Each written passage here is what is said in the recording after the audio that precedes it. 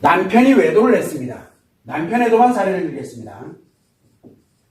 남편이 외도를 했어. 그러면 남편의 관계 중독이라고 제가 말씀드렸습니다. 성의 원인도 아니고 부부 문제의 원인도 아니고 모두 원인도 아니고 모두 원인도 아니에요. 뭐에? 남편이 관계 중독이 발생을 한 거예요. 근데 언제 발생했냐? 모릅니다. 갑자기 관계 중독이 발생을 한 거예요. 갑자기 생겨. 급성 심리장애라 그래요. 급성. 갑자기. 그래서 관계 중독이 발생을 한다. 관계 중독은 일반 중독과는 달라서 일반 중독은 계속 반복적으로 하면서 습관적으로 이게 만들어져요. 그런데 관계 중독은 딱 한 번에 생깁니다. 한 번에. 한 번에 뭐가 생기느냐? 인식장애가 생깁니다. 이것과 함께 인식장애와 함께 표현장애가 같이 생깁니다.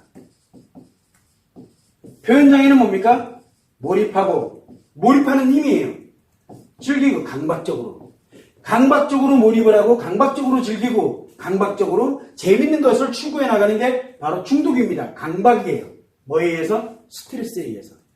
그래서 스트레스를 해소하고 스트레스를 벗어나고 뭐를 위해서인지는 모르지만 이거를 벗어나려고 강박이 형성되고 그리고 불안감이 만들어지면서 이 대상을 향해서 몰입을 하고 즐기고 재밌어 느낄 때 살아있는 것을 느끼는 그런 중독증이 바로 이게 표현장애예요. 표현장애. 이 장애를 가지고 있습니다. 이 중독증으로 인해서 나타나는 게 외도예요. 자, 문제가 뭐냐면 아까도 얘기했죠.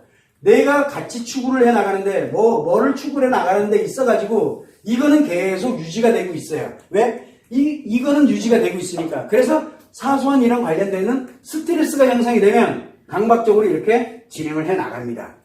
그런데 여기에서 아내가 외도 사실을 알게 됐어. 누군가가 외도 관련되는 이 관계 중독에 이 관련되는 사실을 알게 됐어. 그래서 한마디를 땅 합니다. 그러면 어떻게 돼요?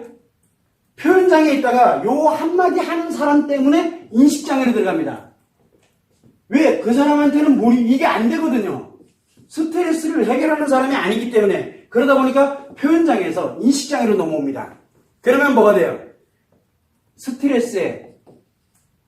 인식장애는 뭐냐면 스트레스가 들어오면 1만원 스트레스가 들어오면 이게 10만이라고 느껴지는 이게 장애, 인식장애예요. 그래서 하나가 들어오면 옛날 같으면 에이씨 그리고 그냥 말았는데 지금은 하나의 스트레스가 들어오면 못 견뎌 인생이 왔다 갔다 그러니까 죽겠는 거예요. 이게 인식장애입니다. 인식장애. 그래서 아내가 한마디 딱 때리잖아. 아내 표정 하나가 안 좋다든가 외도를 알고 있어. 안 좋다면 그때 오르는 그 스트레스는 거의 상상을 초월해. 문제는 여기는 몰입하고 즐기고 재미로 들어가면은 살 것 같은 표현장애잖아요. 여기서는 표현장애로 못 가는 게 문제예요. 그래서 인식장애에 발생이 됐을 때 남편을 때려 공격을 해버리게 되면 못 견딥니다. 죽을 것 같아요. 근데 견딜 수 있는 방법은 목적이 있을 때 버텨야 돼요. 어떻게든 버텨갑니다. 그 다음에 여기에 가치추구 관련되는 뭔가가 이게 무너지는 거 이건 절대 안 되니까 자기 목숨이니까 그래서 버팁니다. 그게 버텨져요. 그 정도 급으로는 내 인생을 무너뜨릴 정도는 아니에요. 자, 문제는 뭐냐면 이게 계속 반복돼. 그래서 제가 늘 하는 얘기가 남편 애도일 때 남편 가만히 내비두라고. 왜? 그냥 내버려. 안 그러면 인식장애로 들어가게 되면 남편이 감당을 못 하거든요. 더 악화되니까.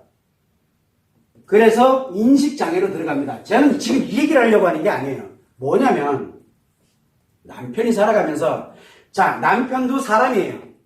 외도를 10년을 했던 20년을 했던 30년을 했던 때가 되면 가치추구가 사라집니다. 가치추구. 이 가치추구를 할 수는 언제예요? 나이 들고. 아니 요즘은 가치추구 언제 사라집니까? 자아실현 자체를 멈추면. 이게 30대에 올 수도 있고요. 40대에 올 수도 있고 50대에 언제 올지 몰라요. 근데 오긴 와요. 언젠가는 가치추구. 회사에서 잘리다. 회사가 없어져가지고 취업도 못해가지고 막 가치추구가 다 무너진 상태거든요. 사라진 거예요 지금 나한테서. 이러한 현상이 이 가치추구가 무너져 있는 상태인데 이 표현장애는 못 들어가고 인식장애로 넘어올 때 과연 어떤 일이 생길까? 인식장애로 넘어오면 그러면 이것이 문제가 아니에요. 뭐가 문제예요? 자기를 무너뜨려요. 자기를. 그래서 인생 전부가 왔다 갔다 해요. 이때 이거를 우리는 파멸이라고 해요. 그러면 이 사람들이 얘기를 합니다. 그러면 예전처럼 이렇게 다시 취업을 해서 가치 추구를 회복을 하면 가치를 회복하면 되지 않습니까? 미안한데 이 사람들은 회복력이 없습니다. 왜 없어요? 심리장애잖아요. 옛날에는 이게 없는 상태에서는 힘들어지면은 좀 이랬다가 다시 또 취업했다가 뭘 했다 이렇게 갑니다. 근데 이 사람은 취업해도 오래 못 갑니다. 오래 못 가요. 회복이 안 돼요. 무너지는 거를 회복을 못 해요. 일반 사람들은 무너지면 회복을 합니다. 왜? 회복력을 갖고 있기 때문에. 그런데 광대 중독에 들어가 있는 사람은 무너지기 전까지는 멀쩡해 보여요. 그런데 한번 언제 무너질지 모릅니다. 내일 무너질지, 모레 무너질지, 10년 후에 무너질지 모르지만 한번 딱 무너지면 회복력이 없이 뭐만 늘어요? 인식장애에서 못 나옵니다. 인식장애에서 못 견뎌요. 이게 그때 인생 끝난 거예요. 그 사람 인생이. 이게 관계 중독인 남편의 최후예요. 남편의 최후. 관계 중독 남편의 최후는 뭐냐? 파멸이에요. 인생. 그러니까 이게 이 사람들의 말로예요. 그래서 너무 처절할 만큼 말로가 이렇게 정해져 있어요. 인생이. 그래서 뭘로 가냐면 파멸된 상태. 이게 30대 올지 40대 올지 50대 올지 언제 올지 몰라요. 언제 올지를. 근데 한 번 파멸로 딱 들어가면 다시는 파멸 속에서 못 나옵니다. 이게 관계 중독이에요. 여러분들의 아내, 이 남편에도 일대 남편의 관계 중독이면서 아내가 고통스러우면서도 왜 아내가 버텨야 되느냐? 그리고 왜 아내가 회복을 해놓고 있어야 되느냐? 이때 유일하게 이 사람에게 파멸해서 손잡고 끌어줄 수 있는 유일한 사람이기 때문에 그래요. 유일한 사람. 그거를 놔버리는 게 끝을 내는 거예요. 자기 치료 안 하는 거예요. 왜? 자기 인생 쓰레기 만들면 되거든요. 그리고선 함께 산대. 말도 안 되니 파멸의 길로 들어가면요. 파멸의 길로 들어가면 다시는 아무리 내가 노력을 해도 아무리 뭐라 하더라도 회복이 안 돼요. 심리장애인 사람들이 파멸 가면은 회복을 할 수가 없어요. 회복 능력이 안 생겨요. 회복 능력이. 이게 관계 중독에, 이게 남편에 될 때 남편의 관계 중독에 있는 사람들의 처절한 최후예요. 처절한 최후. 그런데 이 남편 인생이 파멸납니다. 그러면 여기 있는 아내는 뭐예요? 아내는 파멸나는 인생으로 가도록 뛰밀어요. 구해질 능력도 없어요. 문제는 뭐냐면 이 남편이 아이들에게는 아빠예요. 근데 이상하죠? 아이들은 절대 난 아빠처럼 안 살아. 그게 절대 안 살아가 절대 그렇게 살 거야. 로 갑니다. 왜? 아는 게 그거밖에 없으니까. 안 가르쳐주잖아. 엄마도 모르니까. 그렇게 갑니다. 그래서 많은 사람들이 얘기합니다. 시아버지만 외도하는 줄 알았더니 내가 그것 때문에 뭐 시어머니가 개고생하는 거 내가 엄청 많이 봤는데 이 남편도 그러니까 그 자식이 유전자를 받았다고. 그래서 외도는 유전된대요. 외도 유전되는 거 아니거든요. 이거 유전 안 돼요. 근데 계속 외도는 유전된대. 왜? 하나도 뭘 할 생각을 안 하기 때문에 그래요. 그리고 유전된대요. 그러면은 유전되면은 이제 내 아들은 그러면 남편이 외도했어. 유전된대. 그럼 내 아들은 외도하잖아요. 그럼 나중에 며느리 들어오기 전에 예비 며느리 앉혀놓고 뭐라 그래야 돼요? 얘가 살다 보면 반드시 외도할 건데 왜 본인이 고통을 느껴봤잖아요. 그랬으면 며느리한테는 최소한 사전에 고진해줘야 될 거 아니에요. 얘가 유전적으로 외도 유전자를 가지고 있으니 너는 늘 그때 가면 너도 나처럼 망가져야 돼? 라고 미리 사전 고지를 해주세요. 그게 며느리에 대한 예의 아닌가요? 유전된다면 유전 아니에요. 유전 아니라고요. 심리장애인 관계 중독에 있는 사람은 그렇다 쳐요. 본인이 모르니까. 여기 있을 때는 모르거든요. 물론 일로 가도 몰라요.